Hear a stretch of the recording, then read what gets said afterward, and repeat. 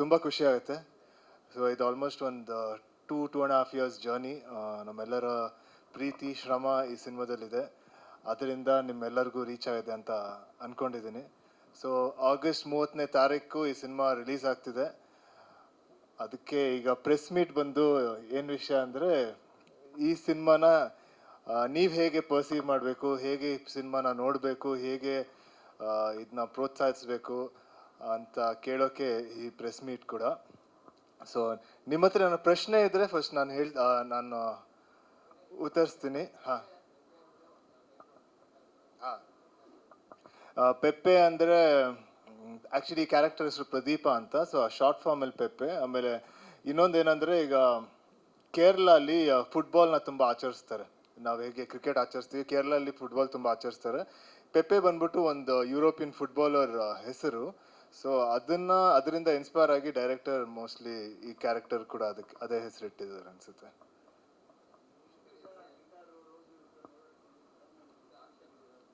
ಹಾಂ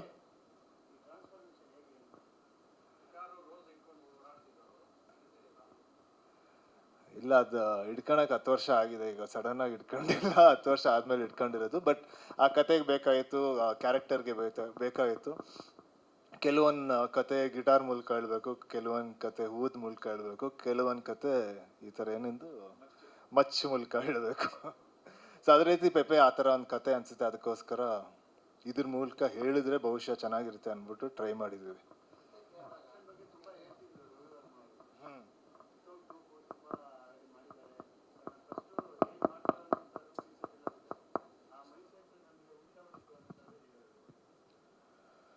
ಕರೆಕ್ಟ್. ಅದು ನಮ್ಮ ಕ್ಲೈಮ್ಯಾಕ್ಸ್ ಪೋರ್ಷನ್. ಆಮೇಲೆ ನಮ್ಮ ಇಡೀ ಸಿನಿಮಾದು ಮುಗ್ದು ಲಾಸ್ಟ್ ಕುಂಬಳಕಾಯಿ ಹೊಡೆಯೋ 4-5 ದಿನ ಶೂಟ್ ಮಾಡಿದ್ದು ಸಕಲೇಶ್ಪುರಲ್ಲಿ. ಆಲ್ಮೋಸ್ಟ್ ಒಂದು 30-40 ಜನ ಫೈಟರ್ಸ್ ಜೊತೆ ರವಿ ವರ್ಮ ಅವರು ಕೊರಿಯೋಗ್ರಫಿ ಮಾಡಿದ್ರು.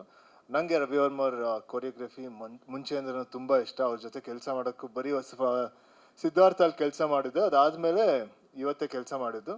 ಸೊ ನಮ್ದೊಂದು 2.5 ಡೇಸ್ ಇಲ್ಲ 3 ಡೇಸಲ್ಲಿ ಈ ಫೈಟ್ ಸೀಕ್ವೆನ್ಸ್ನ ಕಂಪ್ಲೀಟ್ ಮಾಡಬೇಕಾಯ್ತು, ಒಂದು ಹಲವಾರು ಕಾರಣಗಳಿಂದ. ಆಮೇಲೆ ಎಲ್ಲ ಫಾಸ್ಟಾಗಿ ಮಾಡಬೇಕಾಯ್ತು. ಯಾಕಂದರೆ ಒಂದು 30 ಜನ ಫೈಟರ್ಸ್ ಇದ್ದಾಗ ಒಬ್ಬೊಬ್ರ ಜೊತೆನೂ ಒಂದೊಂದು ಆ್ಯಕ್ಟಿವಿಟಿ ಇರುತ್ತೆ. ಸೊ ಅದನ್ನ ಇನ್ಸ್ಟೆಂಟಾಗಿ ಜ್ಞಾಪಿಸ್ಕೊಂಡು ಇನ್ಸ್ಟೆಂಟಾಗಿ ಅದನ್ನ ಅಲ್ಲಿ ಪರ್ಫಾರ್ಮ್ ಮಾಡಬೇಕು. ಅದೊಂಥರ ಹೊಸ ಚಾಲೆಂಜ್ ಇದ್ದು ತುಂಬ ಚೆನ್ನಾಗಿ ಬಂತು. ಬಟ್ ಇಡೀ ಸೀಕ್ವೆನ್ಸ್ ಕೂಡ ತುಂಬ ಚೆನ್ನಾಗಿ ಬಂದಿದೆ.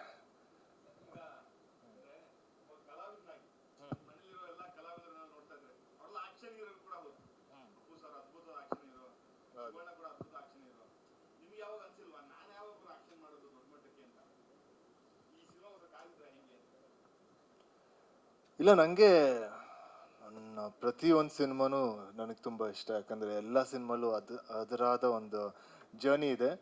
ಸೊ ಸಿನಿಮಾ ಅಂದರೆ ಸಿನಿಮಾ. ಈಗ ಒಂದು ಆ್ಯಕ್ಷನ್ ಸಿನಿಮಾನೂ ಅಷ್ಟೇ ಇಷ್ಟಪಡ್ತೀನಿ, ನಾನೊಂದು ರೊಮ್ಯಾಂಟಿಕ್ ಕಾಮಿಡಿ ಸಿನಿಮಾನೂ ಅಷ್ಟೇ ಇಷ್ಟಪಡ್ತೀನಿ, ಒಂದು ಫ್ಯಾಮಿಲಿ ಡ್ರಾಮಾನೂ ಅಷ್ಟೇ ಇಷ್ಟಪಡ್ತೀನಿ.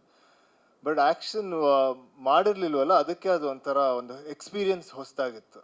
ಸೊ ಅದರಿಂದ ಇದು ಖುಷಿ ಆಯ್ತು ಈ ಸಿನಿಮಾನ ಮಾಡೋಕ್ಕೆ, ಪೆಪ್ಪೆ ಅಂತ ಒಂದು ಸಿನಿಮಾ ಮಾಡೋಕ್ಕೆ. ಯಾಕಂದರೆ ಒಂದು 10 ಇಯರ್ಸಲ್ಲಿ ಅದು ಈ ಥರ ಒಂದು ಕ್ಯಾರೆಕ್ಟರ್ ಮಾಡಿಲ್ಲ, ಈ ಥರ ಸೀಕ್ವೆನ್ಸಸಲ್ಲಿ ಆ್ಯಕ್ಟ್ ಮಾಡಿಲ್ಲ, ಪ್ಲೇ ಮಾಡಿಲ್ಲ. ಸೊ ಅದಕ್ಕೆ ಅದು ಖುಷಿಯಾಗಿ ಚೆನ್ನಾಗಿತ್ತು.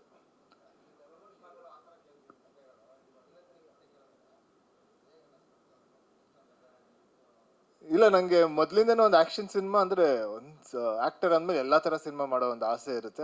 ಅದೇ ರೀತಿ ನನಗೆ ಈ ಆ್ಯಕ್ಷನ್ ಸಿನಿಮಾ ಮಾಡೋಕ್ಕೂ ಒಂದು ಆಸೆ ಇತ್ತು. ಬಟ್ ನಾನು ಅನ್ಕೊಂಡಿದ್ದೆ ಯಾವಾಗಲೂ ಒಂದು ಆ್ಯಕ್ಷನ್ ಸಿನಿಮಾ ಮಾಡಿದಾಗ ಅದ್ರ ಜೊತೆಗೆ ಒಂದಷ್ಟು ವಿಷಯಗಳು ಕೂಡ ಹೇಳಬೇಕು ಅಂತ. ಸೊ ಆ ಥರ ಒಂದು ಕತೆಗೆ ನಾನು ಕಾಯ್ತಾ ಇದ್ದೆ. ಸೊ ಈ ಸಿನಿಮಾದಲ್ಲಿ ಒಂದಷ್ಟು ಆ್ಯಕ್ಷನ್ ಸೀಕ್ವೆನ್ಸ್ ಜೊತೆಗೆ ಒಂದಷ್ಟು ಹೇಳೋ ವಿಚಾರಗಳು ಕೂಡ ಇತ್ತು. ಅದರಿಂದ ನಾನು ಪೆಪ್ಪೆನ ಇನ್ಸ್ಟೆಂಟಾಗಿ ಇಷ್ಟ ಆಗಿ ಸಿನಿಮಾ ಶೂಟಿಂಗ್ ಸ್ಟಾರ್ಟ್ ಮಾಡಿದ್ವಿ.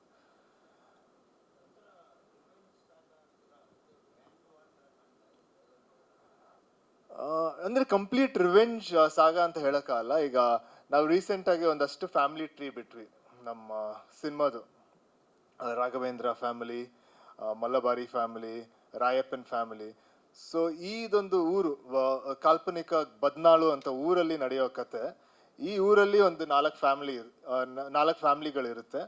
ಸೊ ಈ ಕತೆ ಒಂದ್ ಲೈನಲ್ಲಿ ಹೇಳ್ಬೇಕಂದ್ರೆ ಅಂದ್ರೆ ಈ 4 ಫ್ಯಾಮಿಲಿಗಳ ನಡುವೆ ನಡೆಯೋ ಒಂದು ಹೋರಾಟ, ಇಲ್ಲ ಅಂಡರ್ಸ್ಟ್ಯಾಂಡಿಂಗ್ಸ್, ಮಿಸ್ಅಂಡರ್ಸ್ಟ್ಯಾಂಡಿಂಗ್ಸ್, ಅದ್ರ ಥ್ರೂ ಈ ಕತೆ ನಡೆಯುತ್ತೆ. ಸೊ ಅದಕ್ಕೆ ನಮ್ಮ ಕತೆ ಈಗ ಇಡೀ ಸಿನಿಮಾದ ಕತೆ ನಾವು ಒಂದು 2 hours 5 minutes ಅಲ್ಲಿ ಹೇಳಿದ್ದೀವಿ. ಆಮೇಲೆ ಹಲವಾರು ಕ್ಯಾರೆಕ್ಟರ್ಗಳಿದೆ ಈ ಕಥೆಯಲ್ಲಿ. ಇಲ್ಲಿ ಒಂದಷ್ಟು ಕ್ಯಾರೆಕ್ಟರ್ ಮಾತ್ರ ಕೂತೀವಿ, ಇನ್ನೂ ಒಂದಷ್ಟು ಕ್ಯಾರೆಕ್ಟರ್ಗಳಿದೆ. ಅದರಿಂದ ಜನಕ್ಕೆ ಮುಂಚಿತವೇ ಈ ಕ್ಯಾರೆಕ್ಟರ್ಗಳ ಪರಿಚಯ ಆಗಲಿ ಅಂತ ನಾವು ಸೋಷಿಯಲ್ ನೆಟ್ವರ್ಕಲ್ಲಿ ಒಂದಷ್ಟು ಕ್ಯಾರೆಕ್ಟರು, ಆಮೇಲೆ ಈಚ್ ಫ್ಯಾಮಿಲಿ ಟ್ರೀ ಥರ ಮಾಡಿ ಒಬ್ಬೊಬ್ರಿಗೆ ಇರೋ ಒಂದು ರಿಲೇಷನ್ಶಿಪ್ಗಳನ್ನ ನಾವು ಮುಂಚೆನೇ ಬಿಟ್ಬಿಟ್ವಿ. ಸೊ ಇದನ್ನ ಅವ್ರು ಫೆಮಿಲಿಯರ್ ಆದಾಗ, ಸಿನಿಮಾ ನೋಡಿದಾಗ ಅದು ಇನ್ನೂ ಈಸಿಯಾಗಿ ರಿಲೇಟ್ ಆಗ್ತಾರೆ ಅಂತ ಈ ಫ್ಯಾಮಿಲಿ ಟ್ರೀ ಅದು ಇದು ಮುಂಚೆನೇ ಬಿಟ್ವಿ.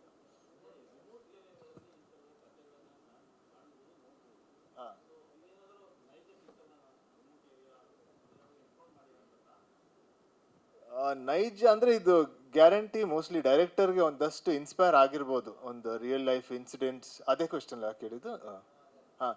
ರಿಯಲ್ ಲೈಫ್ ಇನ್ಸಿಡೆಂಟ್ಸ್ ಬಗ್ಗೆ ಅವ್ರಿಗೆ ಒಂದಷ್ಟು ಇನ್ಸ್ಪೈರ್ ಆಗಿರ್ಬೋದು, ಕೇಳಿರ್ಬೋದು, ಇಲ್ಲ ಬೇರೆ ಸಿನಿಮಾಲ್ ನೋಡಿರ್ಬೋದು. ಸೊ ಅದನ್ನೆಲ್ಲ ಇಟ್ಕೊಂಡು ಈ ಕತೆಗಳು ಮಾಡಿದ್ದಾರೆ. ಬಟ್ ಕ್ಯಾರೆಕ್ಟರ್ಗಳೆಲ್ಲ ಯಾವುದು ರಿಯಲ್ ಕ್ಯಾರೆಕ್ಟರ್ಸ್ಗೆ ಲಿಂಕ್ ಇಲ್ಲ ಅವರಿಂದ ತಗೊಂಡಿಲ್ಲ. ಬಟ್ ಸ್ಟೋರಿಗಳು ಮೋಸ್ಟ್ಲಿ ಕೇಳಿರೋ ಒಂದಷ್ಟು ಸ್ಟೋರಿಗಳು ಇನ್ಸ್ಪೈರ್ ಆಗಿ ಈ ಕತೆನ ಮಾಡಿರ್ಬೋದು.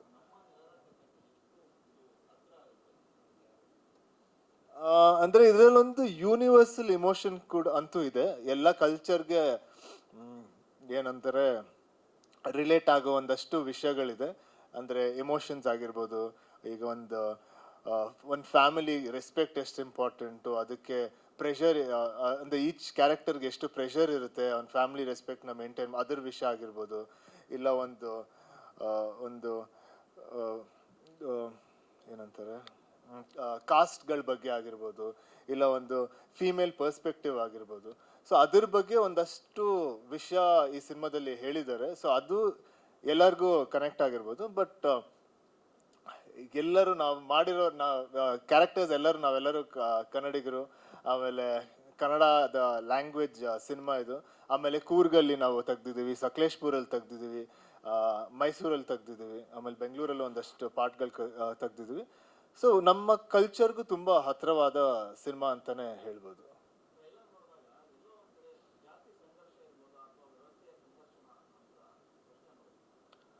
ಕರೆಕ್ಟ್. ಇದು ಅದೇ ಎಲ್ಲರ ಹೋರಾಟ ಈ ಸಿನಿಮಾದಲ್ಲಿರೋದು. ನಾನು ಹೇಗೆ ಹೇಳಿದೆ, ಇದೊಂದು 4 ಫ್ಯಾಮಿಲಿಗಳ ನಡುವೆ ಇರೋ ಹೋರಾಟ. ಅದೇ ರೀತಿ ಒಂದೊಂದು ಕ್ಯಾರೆಕ್ಟರ್ದು ಅವರ ಲೈಫಲ್ಲಿ ಆಗುವ ಒಂದು ಹೋರಾಟ, ಅವರು ಇನ್ನೊಂದು ಕ್ಯಾರೆಕ್ಟರ್ ಜೊತೆ ಆಗಿರೋ ಹೋರಾಟ. ಸೊ ಅದು ಸಾಮಾಜಿಕ ಇರ್ಬೋದು, ಇಲ್ಲ ಕಾಸ್ಟ್ ಬಗ್ಗೆ ಇರ್ಬೋದು, ಹಲವಾರು ಇದನ್ನ ಒಂದಷ್ಟು ವಿಷಯಗಳನ್ನ ಹೇಳಿದ್ವಿ. ಸೊ ಸಿನಿಮಾ ನೋಡಿದಾಗ ಒಬ್ಬೊಬ್ರಿಗೂ ಏನಾರು ಒಂದು ಸಿಗುತ್ತೆ ಅಂತ ಅನ್ಸುತ್ತೆ. ಅಂದ್ರೆ ನೀವು ಯಾವ ದೃಷ್ಟಿಕೋನದಿಂದ ಸಿನಿಮಾ ನೋಡ್ತೀರಾ, ನೀವು ಯಾವ ಪರ್ಸ್ಪೆಕ್ಟಿವ್ ಇಂದ ಸಿನಿಮಾ ನೋಡ್ತೀರಾ, ನಿಮ್ಮಲ್ಲಿರೋ ಒಂದಷ್ಟು ವಿಸ್ಡಮ್, ನಿಮ್ಮಲ್ಲಿ ಇರೋ ಒಂದಷ್ಟು ಲೈಫ್ ಎಕ್ಸ್ಪೀರಿಯನ್ಸಸ್, ಅದು ರಿಲೇಟ್ ಆಗಿ ನಿಮಗೆ ಈ ಸಿನಿಮಾದಿಂದ ಏನಾರು ಸಿಗ್ಬೋದು ಅಂತ ಅನ್ಸುತ್ತೆ ಪ್ರಕಾರ.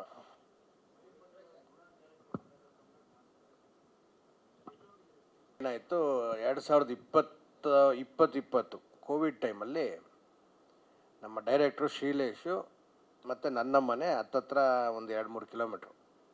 ಸೊ ನಮಗೂ ಮನೇಲಿ ಕೂತು ಬೇಜಾರಾಗಿತ್ತು. ಎಲ್ಲೋ ಒಂದು ಕಡೆ ಕಾಫಿಗೆ ಬೆಳಗ್ಗೆ 7ರಿಂದ 10 ಗಂಟೆ ಮೇಲಾದರೆ ಲಾಠಿ ಚಾರ್ಜು. ಸೊ ಆ ಟೈಮಲ್ಲಿ ನಾವು ಕಾಫಿಗೆ ಸಿಗ್ತಾಯಿದ್ವಿ. ಆವಾಗ ಈ ಪೆಪ್ಪೆಯ ಸಿನಿಮಾ ಕತೆ ಡಿಸ್ಕಷನ್ ಸ್ಟಾರ್ಟ್ ಆಯಿತು.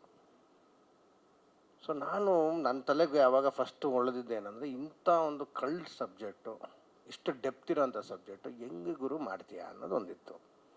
ಇದೇ ಕ್ವಶನ್ ನಾನು ನಮ್ಮ ವಿನಯವ್ರಿಗೂ ಅದನ್ನೇ ಕೇಳಿದ್ದೀನಿ. ಹೆಂಗೆ ನೀವು ಒಪ್ಕೊಂಡ್ರಿ ಈ ಸಿನಿಮಾನ? ಈ ಕತೆ ಕೇಳಿದಾಗ ಮಾಡ್ಬೋದಾ? ಇಷ್ಟೊಂದು ವಿಷಯಗಳು ತುಂಬಿರೋಂಥ ಒಂದು ಕಥೆಯಲ್ಲಿ ಯಾವ ಥರ ಇವರು ಅದನ್ನು ನಿಭಾಯಿಸ್ತಾರೆ ಅನ್ನೋದು ಒಂದು ದೊಡ್ಡ ಕ್ವಶನ್ ಮಾರ್ಕ್. ಸೊ ಪ್ರಾರಂಭ ಆಯಿತು. ಅಲ್ಲಿಂದ ಪ್ರೊಡ್ಯೂಸರ್ ಸಿಕ್ಕಿದ್ರು. ತದನಂತರ ಇವರು ಡೇಟ್ಸ್ ಕೊಟ್ಟರು, ಸಿನಿಮಾ ಸ್ಟಾರ್ಟ್ ಆಯಿತು. ಆಮೇಲೆ ನನಗೆ ಹೇಳಿದ್ರು, ಸರ್ ಆ ಗುಣ ಕ್ಯಾರೆಕ್ಟರ್ ನಿಮ್ಗೆ ಗೊತ್ತಲ್ಲ? ಹಾಂ ಗೊತ್ತು. ಅದು ಯಾಕೆ ನೀವೇ ಮಾಡಬಾರ್ದು? ಅಲ್ಲ ಇದು ಸುಮ್ಮನೆ ಒಂದಷ್ಟು ರೀಸನ್ಸ್ ಕೊಟ್ಟೆ. ಯಾಕಂದರೆ ಇಲ್ಲಿವರೆಗೂ ಮೇನ್ ಫ್ಲಜ್ಡಾಗಿ ಸಿನಿಮಾ ಮಾಡ್ಕೊಂಡು ಬಂದಿರೋನು ಯಾಕೆ ನಾನು ಕ್ಯಾರೆಕ್ಟರ್ ಮಾಡಬೇಕು ಅನ್ನೋದು ನನ್ನಲ್ಲೂ ಇತ್ತದು. ಬಟ್ ಗುಣನ ಕ್ಯಾರೆಕ್ಟ್ರು ಈ ಸಿನಿಮಾಗೆ ಒಂದು ಮುಖ್ಯವಾದಂಥ ಒಂದು ಕ್ಯಾರೆಕ್ಟ್ರು. ಗುಣನ್ ಕ್ಯಾರೆಕ್ಟ್ರೇ ಅಂತಲ್ಲ, ಇವಾಗ ನನ್ನ ಪಕ್ಕದಲ್ಲಿ ಸರ್ ಕೂತಿದ್ದಾರೆ, ಅವ್ರದ್ದು ಮಲ್ಪೆ ಕ್ಯಾರೆಕ್ಟರ್ ಅಂತೂ ಇಡೀ ಸಿನಿಮಾ ರೆಗ್ಯುಲರ್ ಮೇಲೆ ಹಾಕೊಂಡು ಹೋಗುತ್ತೆ. ಹೆಂಗೆ ಪೆಪ್ಪೆ ಒಂದು ಕಡೆಯಿಂದ ಹೋಗ್ತಾರೋ ಅದೇ ಥರ ಮಲ್ಪೆ ಕೂಡ ಹಂಗೆ ಹೋಗ್ತಾರೆ. ಸೊ ಹಾಗಾಗಿರೋದ್ರಿಂದ ಗುಣ ಒಂದು ಭಾಳ ಇಂಪಾರ್ಟೆಂಟ್ ಕ್ಯಾರೆಕ್ಟ್ರು. ಆ ಕ್ಯಾರೆಕ್ಟ್ರ್ ಬಗ್ಗೆ ಅವ್ರಿಗೆ ಮತ್ತೆ ನಾನೊಂದು ಸ್ವಲ್ಪ ರೀವರ್ಕ್ ಮಾಡಿದ್ದೀನಿ, ಹೇಳ್ತೀನಿ ಕೇಳಿ ಅಂತ ಹೇಳಿದಾಗ ನಿಜವಾಗ್ಲೂ ಶೀಲೇಶು ಬೇರೆ ವಿಭಿನ್ನವಾಗಿ ಅದನ್ನು ಮಾಡಿದರು. ಅದ್ರ ಜೊತೆಗೆ ಪ್ರೊಡ್ಯೂಸರ್ ಅವರು, ಸರ್ ನೀವು ಮಾಡಿ ನಮಗೆ ಬೇಕು, ಇವಾಗ ವಿನಯ್ ಸರ್ ಇದ್ದಾರೆ, ಅದ್ರ ಜೊತೆಗೆ ನಿಮ್ಮಂಥವ್ರು ಇನ್ನೊಂದಷ್ಟು ಶಕ್ತಿ ತುಂಬಿದಾಗ ಸಿನಿಮಾಗೆ ಇನ್ನೊಂದಷ್ಟು ಶಕ್ತಿ ಸಿಗತ್ತೆ ಅಂತ. ಓಕೆ ಅಂತ. ಇನ್ಫ್ಯಾಕ್ಟ್ ನಾನು ಎಂಟ್ರಿ ಆಗೋ ಟೈಮಲ್ಲೇ ನಮ್ಮ ಇನ್ನೊಬ್ಬರು ಪ್ರೊಡ್ಯೂಸರು ಶ್ರೀರಾಮ್ ಅವರು ಎಂಟ್ರಿ ಆದರು. ಸೊ ನಮ್ಮದು ಎಲ್ಲ ಇವರು ಸ್ನೇಹ ಬಳಗ ಏನಿದೆ, ನಮ್ಮ ಹಳೆ ಸ್ನೇಹ ಬಳಗ ಏನಿದೆ ಎಲ್ಲ ಒಂದೇ ಆಗಿರೋದ್ರಿಂದ ಏನೋ ಒಂದು ಕನೆಕ್ಷನ್ ಹಂಗೆ ಬೆಳೀತು, ಸಿನಿಮಾ ಮಾಡಿದ್ವಿ. ನನಗಂತೂ ಈ ಗುಣ ಕ್ಯಾರೆಕ್ಟ್ರು ಫಸ್ಟ್ ಟೈಮ್ ಈ ಥರ ಒಂದು ಕ್ಯಾರೆಕ್ಟ್ರ್ ಮಾಡಿರೋದು.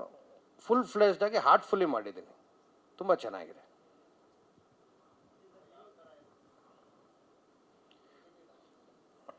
ಸರ್ ನೆಗೆಟಿವ್ ಪಾಸಿಟಿವ್ ಅನ್ನೋದು ಈ ನಮ್ಮ ಪೆಪ್ಪೆ ಸಿನಿಮಾದಲ್ಲಿ ನೀವು ಯಾವ ಕ್ಯಾರೆಕ್ಟರ್ಗೂ ಹೇಳೋಕ್ಕಾಗಲ್ಲ. ಎಲ್ಲರೂ ಪಾಸಿಟಿವೇ, ಎಲ್ಲರೂ ನೆಗೆಟಿವೇ.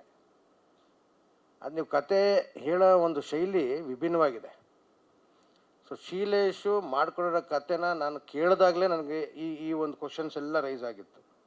ಇದು ಯಾವಾಗಿದು ಕತೆ ಹೋಗಿ ಸಿನಿಮಾ ಆಯಿತು, ಇದರಲ್ಲಿ ಎಲ್ಲ ಕ್ಯಾರೆಕ್ಟ್ರೂ ಬರ್ತಾರೆ, ನೋಡಿದಾಗ ನೀವು ಅವ್ನು ಪಾಸಿಟಿವ್ ಅನ್ನಿಸ್ತಾರೆ, ಬಟ್ ಅವ್ನು ಮಾಡೋ ಕೆಲಸದಿಂದ ನೆಗೆಟಿವ್ ಅನ್ನಿಸ್ಬೋದು. ಅವ್ನು ಮಾಡಾದ್ಮೇಲೆ ಅವ್ನು ಪಡೋವಂಥ ಪಶ್ಚಾತ್ತಾಪಕ್ಕೆ ಮತ್ತೆ ನೀವು ಅಯ್ಯೋ ಪಾಪ ಅನ್ನಿಸ್ಬೋದು. ಸೊ ಎಲ್ಲ ಥರ ಇಮೋಷನ್ಸ್ನ ಬ್ಲೆಂಡ್ ಮಾಡಿ ತುಂಬ ಚೆನ್ನಾಗಿ ತಗೊಂಡೋಗಿದ್ದಾರೆ. ಒಂದು ನಾನು ಹೇಳೋಕ್ಕೆ ಇಷ್ಟಪಡೋದೇನೆಂದರೆ, ಸಿನಿಮಾನ ನಾನು ಇಲ್ಲಿವರೆಗೂ ಕಂಪ್ಲೀಟಾಗಿ ಕೂತ್ಕೊಂಡು ನೋಡಿಲ್ಲ. ನಾನು ನಿಮ್ಮ ಥರನೇ ಥಿಯೇಟ್ರಲ್ಲಿ ಫಸ್ಟ್ ಡೇ ಫಸ್ಟ್ ಶೋ ಕೂತ್ಕೊಂಡು ನೋಡಬೇಕು ಅನ್ನೋ ಕುತೂಹಲದಲ್ಲಿ ಇದ್ದೀನಿ. ಬಟ್ ನನ್ನ ಕ್ಯಾರೆಕ್ಟ್ರು, ಪೆಪ್ಪೆ ಅವ್ರ ಕ್ಯಾರೆಕ್ಟ್ರು ಮತ್ತು ಮಲ್ಪೆ, ನಮ್ಮೂರು ಜನ ನಾನು ಮಾಡಿದ್ದೀನಿ ಇವ್ರುಗಳ ಜೊತೆಗೆ ಮಾಡಿರೋದ್ರಿಂದ, ಕತೆ ನನಗೆ ಗೊತ್ತಿರೋದ್ರಿಂದ ಕತೆ ಭಾಳ ಚೆನ್ನಾಗಿದೆ. ಅದನ್ನು ಮೇಕಿಂಗ್ ಯಾವ ಮಟ್ಟಕ್ಕೆ ಮಾಡಿದ್ದಾರೆ ಅಂತ ನಿಮ್ಮ ಥರನೇ ನಾನು ತುಂಬ ಇಂಟ್ರೆಸ್ಟೆಡ್ ಆಗಿದ್ದೀನಿ. ಇದೇ 30ಕ್ಕೆ ರಿಲೀಸ್ ಆಗ್ತಾಯಿದೆ. ನಿಮ್ಗಳ ಜೊತೆಗೆ ಕೂತ್ಕೊಂಡು ಸಿನಿಮಾ ನೋಡ್ತೀನಿ. ಆವಾಗ ನೀವು ಕೇಳೋ ಪ್ರಶ್ನೆ ಬೇರೆ ಥರ ಇರುತ್ತೆ ಅಂತ ನಾನು ಅಂದ್ಕೊಂಡಿದ್ದೀನಿ. ಸರ್ ಮಧ್ಯದಲ್ಲಿ ಒಂದು ರಾಜೀವ ಮಾಡಿದೆ 2019-20 ರಿಲೀಸ್ ಆಯಿತು. ಅದೇ ಟೈಮಲ್ಲಿ ಕೋವಿಡ್ ಬಂತು. ಕೋವಿಡ್ ಜೊತೆಗೆ ಅದು ಕೆಮ್ಮ ಥರ ಹೊಟ್ಟೋಯ್ತು ಸರ್. ಸೊ ಹಾಗಾಗಿ ಇನ್ಫ್ಯಾಕ್ಟ್ ಏನು ಇಲ್ಲಿವರೆಗೂ ನಾನು ಮಾಡಿಲ್ವೋ ಅದನ್ನು ವಿಭಿನ್ನವಾಗಿ ಇವಾಗ ಮಾಡ್ತಾ ಬರ್ತಾಯಿದ್ದೀನಿ. ಸೊ ನೀವು ಹೊಸ ಮಯೂರ ನೋಡೋದಂತೂ ಸತ್ಯ ಸರ್. ಖಂಡಿತ ಮಾಡ್ತೀನಿ ಸರ್, ಯಾಕೆ ಮಾಡಲ್ಲ. ಬೇಡ ಅಂತ ಅಂದ್ಕೊಂಡಿದ್ದೆ. ಇವಾಗ ಏನಾಗುತ್ತೆ, ಕೆಲವು ಸರಿ ನಾವು ತುಂಬ ಪ್ರೀತಿಸೋರು ನಮ್ಮನ್ನು ಪ್ರೀತಿಸ್ಬೇಕು ಅಂತ ಏನೂ ಇಲ್ಲ ಸರ್. ಅದು ಯಾವಾಗ ನಾವು ತುಂಬ ಪ್ರೀತಿಸ್ತೀವಿ ಅಂತ ತೋರಿಸ್ತಾ ಅವ್ರು ಪ್ರೀತಿಸ್ಲಿಲ್ಲ ಅಂದಾಗ ಒಂದ್ಸರಿ ಒಂದು ಪಾಯಿಂಟ್ ಬರ್ತದೆ, ಬೇಡ ಬಿಡುಗರು ಅದು ಪ್ರೀತಿಸ್ತಾ ಇಲ್ಲ ಅಂದಾಗ ಯಾಕೆ ಸುಮ್ಮನೆ ಫೋರ್ಸ್ ಮಾಡೋದು. ಇವಾಗ ಮತ್ತೆ ಅದೇ ಹುಡ್ಕೊಂಬಂದಾಗ ಯಾರು ಬಿಡ್ತಾರೆ ಸರ್? ನೀವು ಬಿಡಲ್ಲ, ನಾನು ಬಿಡಲ್ಲ, ಎಲ್ರೂ ಮತ್ತೆ ಹೋಗಿ ಹಿಡಿತೀವಿ. ಸೊ ಹಂಗೆ ಹಿಡ್ಕೊಂಡು ಪ್ರೀತಿಸೋಣ ಅಂತ ಇದ್ದೀನಿ ಸರ್. ಕ್ಯಾರೆಕ್ಟರ್ ಬಗ್ಗೆನಾ? ಅದೇ ನನ್ನ ಕ್ಯಾರೆಕ್ಟರ್ ಹೆಸರು ಸಿಂಧು ಅಂತ. ಸ್ಕೂಲ್ ಟೀಚರ್ ಅವರು. And I think one of the strongest character ನಾನು ಇಲ್ಲಿವರೆಗೂ ಪ್ಲೇ ಮಾಡಿದ್ದೀನಿ. ಬಿಕಾಸ್ ಅವರಾಗಿ ತುಂಬ ಸ್ಟ್ರಾಂಗ್ ಇದ್ದಾರೆ, ಫಿಯರ್ಸ್ ಇದ್ದಾರೆ, ಆ್ಯಂಡ್ ವೆರಿ ಫಿಯರ್ಲೆಸ್ ಆಲ್ಸೋ, ಯಾರಿಂದನೂ ಹೆದರಲ್ಲ. ಸೊ ತುಂಬ ಖುಷಿ ಆಯಿತು ಕ್ಯಾರೆಕ್ಟರ್ ಮಾಡೋಕ್ಕೆ. ಅದು ಬ್ಲೇಡ್ ನಾನೇ ಇಟ್ಕೊಂಡಿದ್ದೀನ ಅಂತ ನೀವು ಸಿನಿಮಾಲ್ಲಿ ಆ್ಯಕ್ಚುಲಿ ನೋಡಬೇಕು. ಬಹುಶಃ ನಾನಲ್ಲ ಅಂತ. ಹಾಂ, ಅದು ನಂದು ಅದು. ಐ ಥಿಂಕ್ ಅದೊಂದು ಸಿಂಬಾಲಿಸಮ್ ಥರ ತೋರಿಸಿದ್ದಾರೆ ನಮ್ಮ ಡೈರೆಕ್ಟರ್. ಸೊ ಅದು ಏನಂತ ಐ ಥಿಂಕ್ ನಾವು ಸಿನಿಮಾಲ್ಲಿ ನೋಡಿದರೆ ಬೆಟರ್ ಸರ್. ನಾನು ಜಾಸ್ತಿ ಅದ್ರ ಬಗ್ಗೆ ಹೇಳೋಕ್ಕಾಗಲ್ಲ ಅದಕ್ಕೆ.